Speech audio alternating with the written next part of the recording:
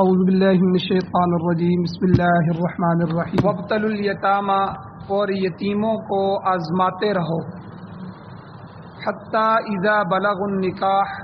یہاں تک کہ جب وہ نکاح کی عمر تک پہنچ جائیں۔ فَإِنْ آنَسْتُمْ،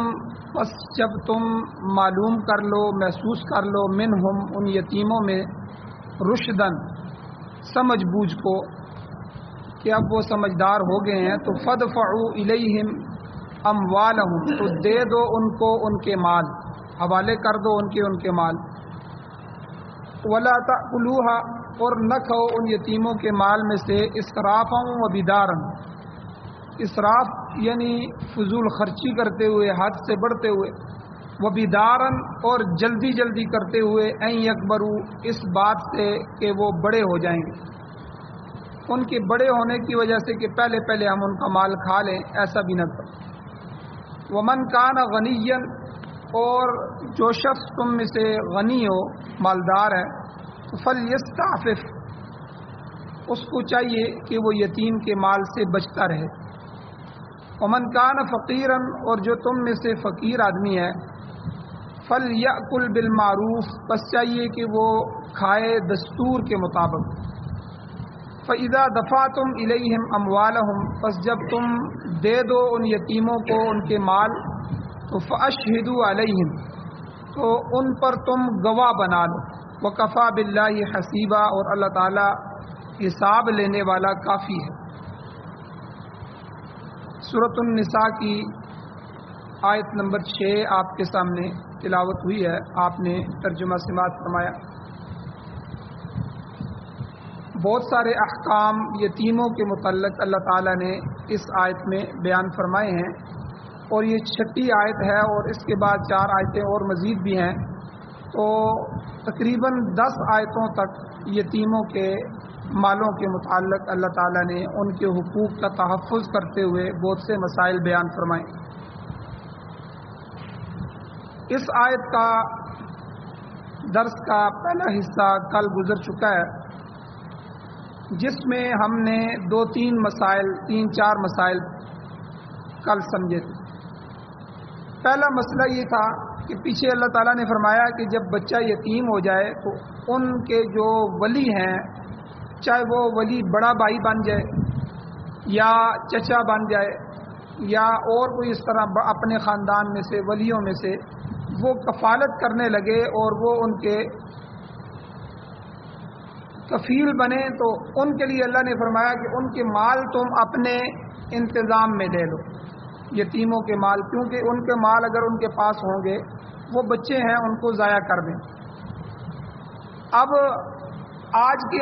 آیتوں میں، اس آیت میں اللہ تعالیٰ فرماتے ہیں کہ امتحان یتیموں کا لیتے رہو، لیکن اس میں امتحان اسی وقت ہوگا جب تربیت ہوگی۔ تو پہلی بات یہ ہے کہ آپ یتیموں کے مال کو تجارت میں لگا دیں اور ان کو اپنے ساتھ کام کاج میں لگائیں، اور ساتھ ساتھ ان کا امتحان بھی لیتے رہیں کہ یہ یتیم ابھی سمجھدار ہوا ہے کہ نہیں ہوا۔ تو متولی ہونے کی حیثیت سے کام بھی کرتے رہو، ساتھ ساتھ ان کی مناسب تربیت بھی کرتے رہو، اور ساتھ ساتھ ان کا امتحان بھی لیتے رہو کہ تھوڑی بہت رقم دے دی اور پھر وہ رقم کیسے خرچ کرتے ہیں، نقصان تو نہیں کر رہے، تو ان کا امتحان بھی ہوتا رہے۔ اور جب وہ اس قابل ہو جائیں کہ اپنا کاروبار خود سنبھال لیں، نفع نقصان کی تمیز کر لیں، اور جو ہے دکان چلا سکتے ہیں، کاروبار چلا سکتے ہیں، کارخانے کا انتظام اپنے ہاتھ میں لے سکتے ہیں، یا زمین ہے تو اس کی کھیتی باڑی کر سکتے ہیں، تو پھر اللہ نے فرمایا فَادْفَعُوا إِلَيْهِمْ أَمْوَالَهُمْ، اب ان کے مال ان کے حوالے کر دو۔ ایک مسئلہ تو یہ کل کے درس میں بیان ہوا تھا۔ دوسرا مسئلہ یہ بیان ہوا تھا کہ بلوغت کی حد کیا ہے، بچہ جب بالغ ہو جائے۔ یہاں بھی اللہ نے یتیم کے بارے میں کہا کہ حتی اذا بلغ النکاح،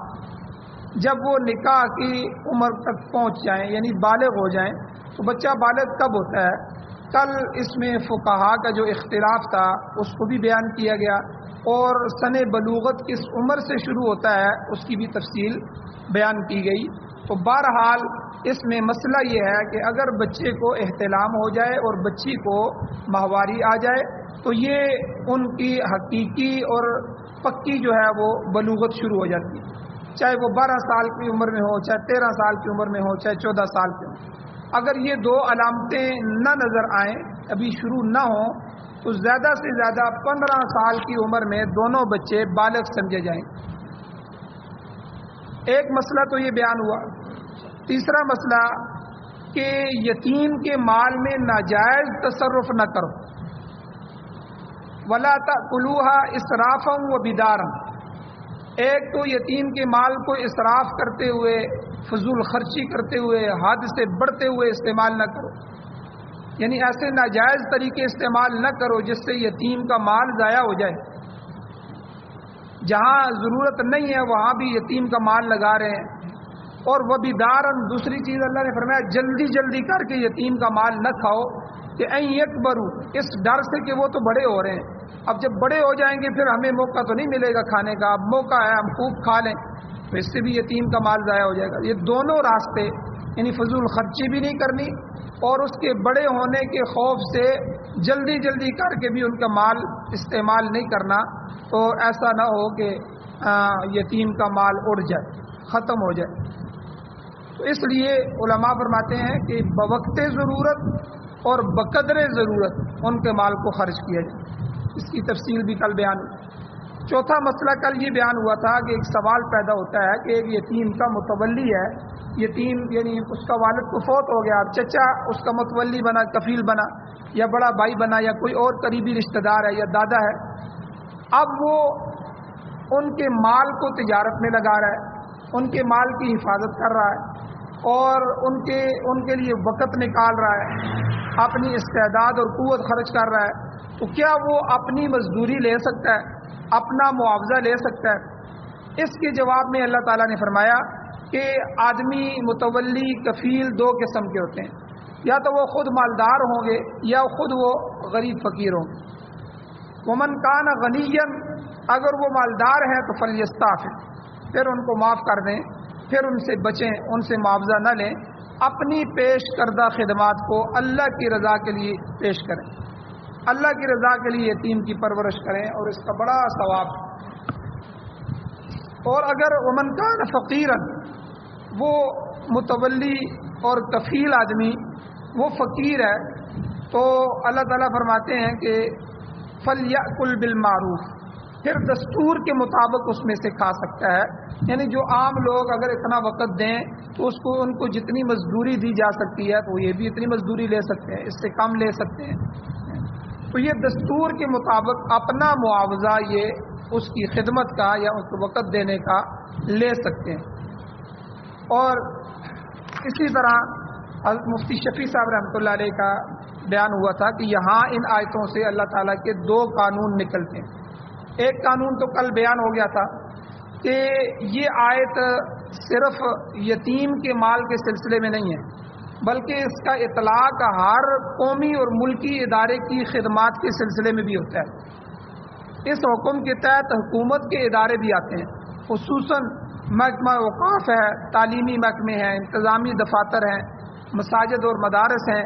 یہ سب اس میں آتے ہیں کہ ان اداروں میں کام کرنے والے لوگ محض جذبہ خدمت کے تحت فراز سر انجام دیں کہ ہم قوم اور ملت کی خدمت کر رہے ہیں۔ ہاں اگر ان کے پاس کوئی دوسرا کام نہیں ہے، جیسے لوگ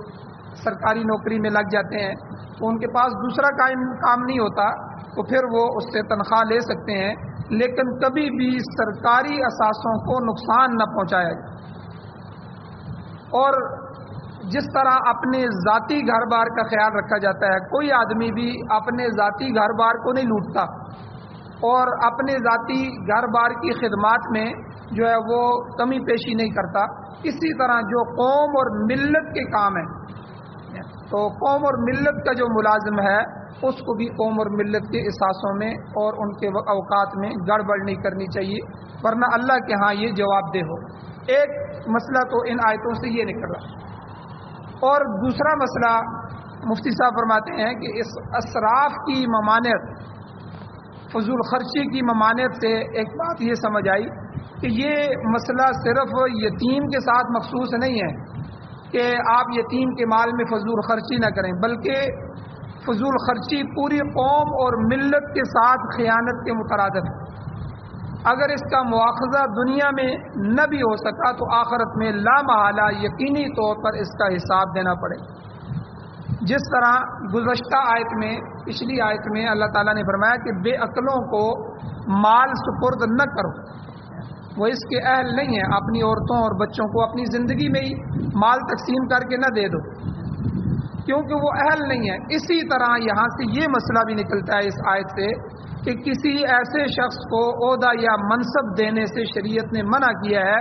جو اس کام کا اہل نہیں ہے، تو نااہل کو کسی اہم عہدے پر فائز کر دینا یہ قوم اور ملت کے ساتھ خیانت ہے، کیونکہ ایسے شخص کی نااہلی کا جو اثر ہوگا وہ پورے معاشرے پر پڑے گا، سارا نظام درم برم ہو جائے گا۔ حضرت مولانا عبید اللہ سندھی رحمۃ اللہ علیہ فرماتے ہیں کہ اگر کوئی شخص مال کے ضائع کرنے کا سبب بن رہا ہے تو اسے فوراً روک دیا جائے، اور یہ صرف حکومت کی ذمہ داری نہیں ہے کہ حکومت ہی روکے، پولیس آئے گی یا رینجر آئے گی روکے، بلکہ جماعتی طور پر یا انفرادی طور پر ہر سطح پر یہ ذمہ داری عائد ہوتی ہے کہ جو آدمی جس کا دائرہ اختیار ہے وہ اپنے ملک کو، اپنے قوم کو، اس اداروں کو نقصان سے بچائے۔ اس کا فرض ہے کہ وہ اپنی حیثیت کے مطابق اس کا سدباب کرے، ورنہ وہ اس کے نقصان میں، اس کے اسباب میں شمار ہوگا۔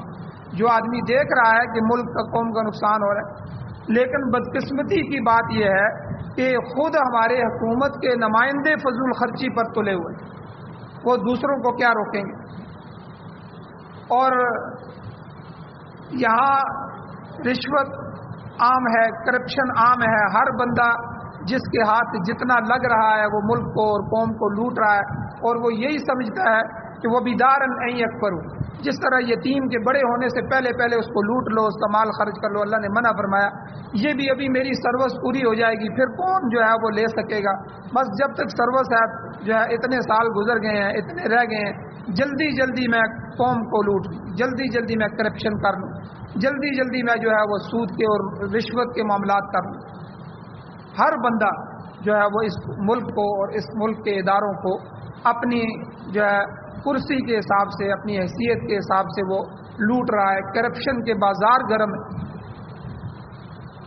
اب ایک محکمہ اس نے کرپشن کی تو اس محکمے کی کرپشن کے لیے دوسرے محکمے کو لایا گیا، اس کے اوپر دوسرا محکمہ بنایا گیا کہ آپ اس کا احتساب کریں، پھر وہ بھی کرپشن میں مبتلا ہو گیا، اب اس کے اوپر تیسرا محکمہ بنایا گیا، محکموں کے اوپر محکمے بنائے گئے اور ہر بندہ کرپشن میں مبتلا ہے۔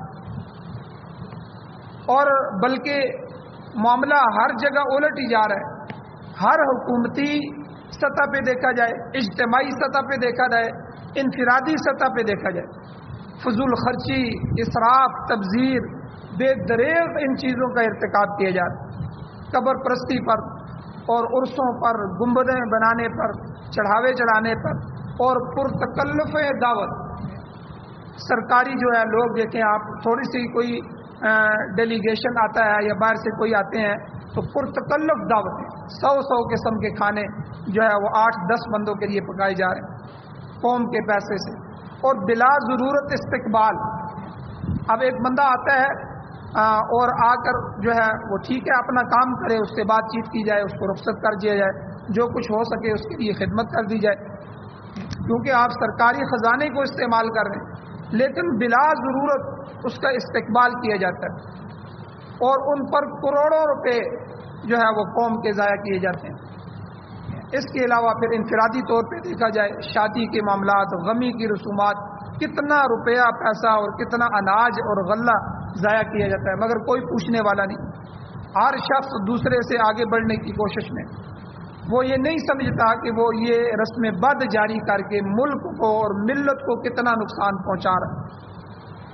اور یاد رکھیں ہماری قوم اور ہمارا ملک اور ہماری ملت جس قدر شدید کمزوری میں اس وقت ہے اور پچھلے زمانے میں اس کا تصور بھی نہیں کیا جا سکتا۔ اربہ ارب اور کھربہ کھرب جو ہے وہ رقم، روپے اور ڈالر جو ہے اس کی مقروض قوم اتنے اخراجات کر رہی ہے۔ ایک مقروض آدمی کے شاہانہ اخراجات جو ہیں یہ فضول خرچی کی طرف اشارہ کرتے ہیں۔ تو ان آیات میں مفتی شفیع صاحب رحمۃ اللہ علیہ، مولانا عبید اللہ سندھی رحمۃ اللہ علیہ علماء فرماتے ہیں کہ یہ صرف یتیم کے مال کے لیے نہیں ہے، یہ قوم و ملت کے مال کے ساتھ۔ تو حضرت عمر رضی اللہ تعالیٰ عنہ کیسے امیر المؤمنین گزرے ہیں کہ وہ خود فرمایا کرتے تھے کہ میں نے اپنے آپ کو بیت المال میں یتیم کے متولی کی طرح اتار رکھا ہے۔ جس طرح اللہ نے یتیم کے متولی کے لیے، سرپرست اور کفیل کے لیے مسائل بیان کیے ہیں، میں اپنے آپ کو بیت المال کے لیے اسی طرح استعمال کرتا ہوں کہ جب میرے پاس ضرورت کے لیے ذاتی رقم موجود ہوتی ہے، ذاتی اثاثہ موجود ہوتا ہے، تو میں بیت المال سے کچھ بھی نہیں لیتا، اور جب میرے پاس کچھ بھی نہیں ہوتا تو پھر بیت المال سے میں قرض لے لیتا ہوں۔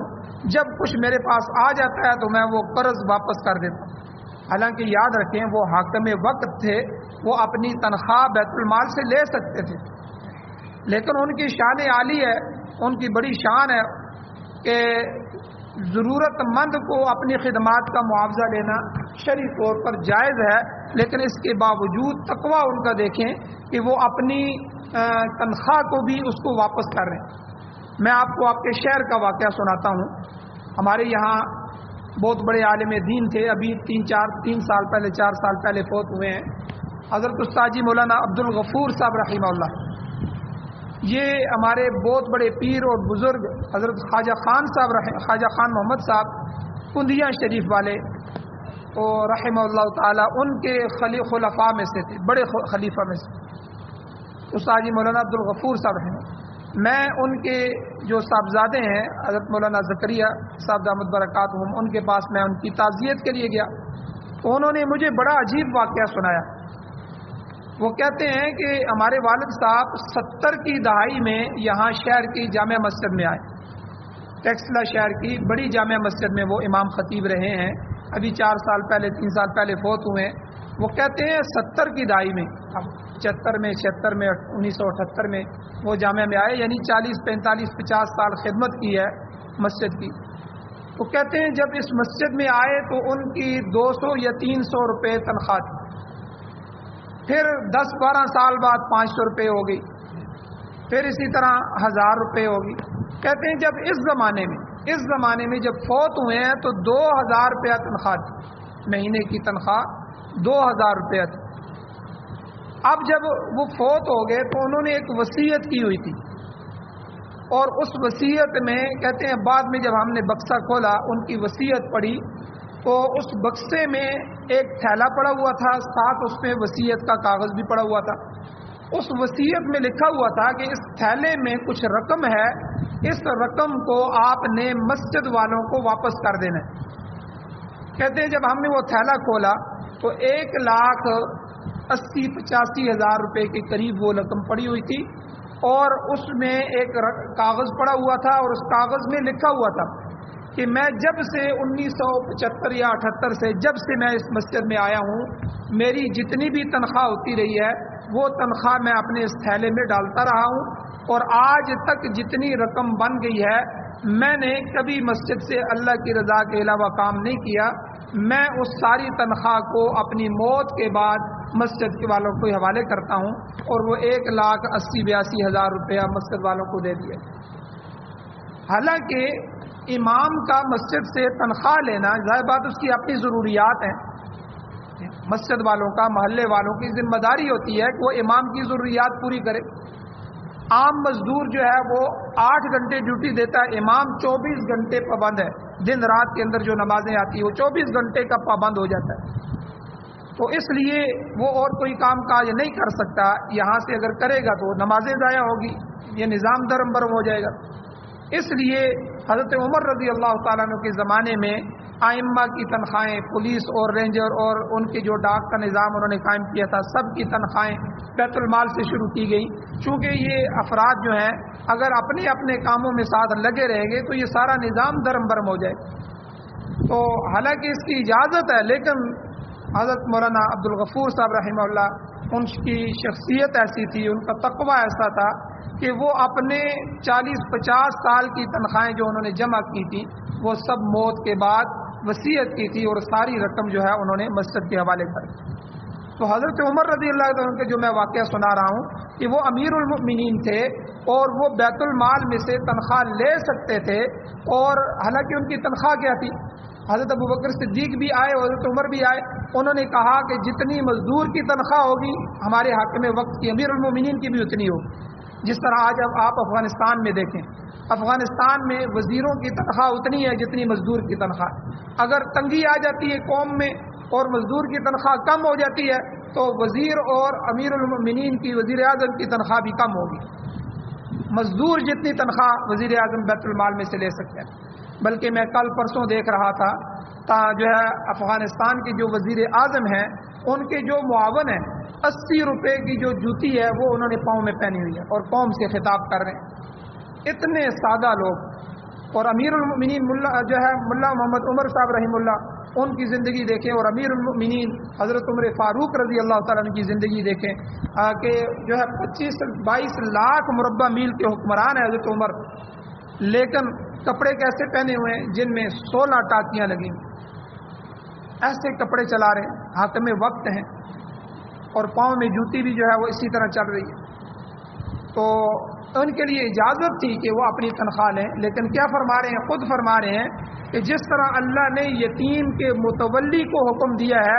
میں نے اپنے آپ کو بیت المال کے لیے اس طرح بنا رکھا ہے۔ جب ضرورت کے پیسے میرے پاس موجود ہوتے ہیں تو میں بیت المال سے کچھ بھی نہیں لیتا، جب ضرورت کے نہیں ہوتے میرے پاس تو بیت المال میں سے میں لے لیتا ہوں، پھر اس کو قرضہ سمجھتا ہوں، جب جو ہے رقم واپس آ جاتی ہے تو میں وہ قرضہ اتار دیتا ہوں۔ یعنی تقویٰ دیکھیں نظرات کا۔ تو ایک تو اللہ نے یہ احکام بیان فرمائے اس آیت میں، ایک حکم اللہ نے اور بیان فرمایا، بڑا زبردست حکم ہے کہ جب یتیم بڑے ہو جائیں گے، آپ نے ان کے مال کو تجارت کی، سنبھال کے رکھا، اور جب یتیم بڑے ہو گئے اب آپ نے مال واپس کرنا ہے، تو اللہ نے ہدایت دی فَإِذَا دَفَعْتُمْ إِلَيْهِمْ أَمْوَالَهُمْ، جب تم ان کے مال واپس کرو تو کیا کرو؟ فَأَشْهِدُوا عَلَيْهِمْ، ان پر گواہ بنا لو، 2-4 ذمہ دار بندوں کو لے آؤ، بھائی دیکھو یہ میں مال جو ہے واپس کر رہا ہوں۔ تو مقصد کیا ہے کہ لین دین فریقین صرف اپنے طور پر ہی انجام نہ دیں، بلکہ ایسا کام گواہوں کے روبرو اور سامنے ہونا چاہیے۔ جب بھی آپ کسی سے لین دین کریں تو کوئی نہ کوئی بندہ گواہ بنائیں، تاکہ اگر کسی وقت کوئی تنازع پیدا ہو جائے، کوئی جھگڑا پیدا ہو جائے، دوسرا بندہ انکار کرے کہ تم نے تو مجھے پیسے واپس ہی نہیں کیے، یا واپس کیے تھے تو پورے نہیں کیے، تم نے کہا کہ میں اتنے اور دے دوں گا۔ اب جب تنازع پیدا ہو جائے گا تو پھر کیا ہوگا؟ گواہ اگر نہیں ہوں گے تو مسئلہ حل نہیں ہوگا، آپ کو دینے ہوں گے۔ اگر آپ کے پاس تحریر نہیں ہے، اس کے سگنیچر نہیں ہے، گواہ نہیں ہے، تو تنازع پیدا ہو جائے گا، جھگڑا پیدا ہو جائے گا۔ تو اس لیے شریعت نے یہاں جو ہے، اور سورہ بقرہ کے آخر میں بھی اللہ تعالیٰ نے جہاں ادھار کے مسائل بیان فرمائے تھے، لین دین کے مسائل بیان ہوئے ہیں، وہاں بھی اللہ تعالیٰ نے گواہ بنانے کا حکم دیا، تلقین کی، اور یہاں بھی فرمایا کہ جب تم یتیموں کو ان کا مال واپس کرو تو ان پر گواہ قائم کرو، فَأَشْهِدُوا عَلَيْهِمْ، گواہ بناؤ۔ اور علماء لکھتے ہیں اس میں اس طرف اشارہ بھی ہے کہ جب یتیموں کے متولی کی حیثیت سے ان کے مال کو قبضے میں لو، اس وقت بھی گواہ بنا لو، کیونکہ یہ بھی لین دین ہے۔ جس وقت ان کے والد فوت ہو گئے تھے تو آپ 2-4 بندے خاندان کے لے آئیں، بھائی دیکھو یہ بندہ فوت ہو گیا ہے، میرا بھائی ہے، ٹھیک ہے، تو یہ دیکھو اس کے اکاؤنٹ میں اتنے لاکھ رقم پڑی ہوئی ہے، ان کو ساتھ لے جاؤ، اور ان کی زمین اتنی ہے، اس کی فلاں جائیداد اتنی ہے، میں ان کو قبضے میں کر رہا ہوں، جب یہ بڑے ہو جائیں گے تو میں تمہاری گواہی کی موجودگی میں ان کے حوالے کر دوں۔ اب یہ قبضہ کرتے ہوئے بھی علماء لکھتے ہیں کہ جب اس مال کو قبضہ کیا جائے تب بھی گواہ مقرر کرو، اور جب یتیم بڑا ہو جائے، سمجھدار ہو جائیں، ان کی آپ نے تربیت کر دی ہے، وہ اپنا کاروبار مال سنبھال سکتے ہیں اور بالغ اور سمجھدار ہو گئے ہیں، اب جب ان کا مال آپ ان کے حوالے کرنا چاہتے ہیں تو تب بھی آپ متولی جو سرپرست ہے اس کو چاہیے کہ وہ گواہوں کو مقرر کرے اور ان کے سامنے جو ہے وہ لے کے آئے اور ان کو بتائے کہ دیکھو یہ اتنا مال ان کا تھا اور میں یہ آپ کے سامنے یہ مال ان کے حوالے کر رہا ہوں اور آپ اس پر گواہ ہو۔ تو یہ شریعت نے کیوں حکم دیا کہ شریعت جو ہے وہ اسلام کے اندر، چونکہ یہ ایک دائمی مذہب ہے اور نبی علیہ السلام کے بعد کسی نبی نے نہیں آنا، تو اللہ تعالیٰ نے اس کے ہر حکم کو، ہر قانون کو مضبوط سے مضبوط تر بنایا ہے تاکہ کوئی چور راستہ اس میں باقی نہ رہے اور کسی طرف سے بھی کوئی ایسا مسئلہ کھڑا نہ ہو جائے۔ آپ دیکھیں بہت سے مسائل ہیں کہ جن میں شریعت نے چور راستے کو بند کر دیا کہ آپ جو ہے ایسا نہیں کر سکتے، کیونکہ اس میں جھگڑے، جیسے غیر محرم کو دیکھنا۔ اب دیکھیں اصل چیز تو زنا حرام ہے، لیکن اس کی ابتدا ہوتی ہے غیر محرم سے دیکھنے سے، تو شریعت نے پہلا چور راستہ ہی بند کر دیا کہ جب یہ بندہ غیر محرم کو دیکھے گا ہی نہیں تو جو ہے آگے بڑھے گا نہیں، کیونکہ حدیث میں حضور نے فرمایا کہ جب کوئی آدمی کسی عورت پر کسی پر نظر ڈالتا ہے تو یہ شیطان اس کا عکس اس کے دل میں بٹھا دیتا ہے، اس کی خوبصورتی اس کے دل میں بٹھا دیتا ہے، پھر وہ دل میں پلنا شروع ہو جاتی ہے، پھر اس سے شہوت ابھرتی ہے، پھر جا کے آدمی زنا کی طرف چلا جاتا ہے۔ تو اس لیے اصل شریعت نے پہلی قوموں کو زنا سے منع کیا، لیکن ہمیں غیر محرم کی طرف دیکھنے سے بھی منع کر دیا۔ وجہ یہ ہے کہ ابتدا نہیں ہوگی تو انتہا نہیں ہوگی۔ اب یہ چور راستہ اللہ نے بند کیا۔ اسی طرح تصویر حرام ہے، پہلی امتوں میں تصویر حرام نہیں تھی، شرک تصویر کی پوجا کرنا حرام تھی، بعد میں وہ اپنے بت بنا لیتے تھے اسی تصویر کے اور پھر ان کی پوجا کرتے تھے، تو ہماری شریعت نے اس چور راستے کو بند کر دیا کہ تصویر کو ہی حرام قرار دیا۔ اسی طرح غیر محرموں میں سے خصوصی طور پر خالہ کے بیٹے ہیں، ماموں زاد،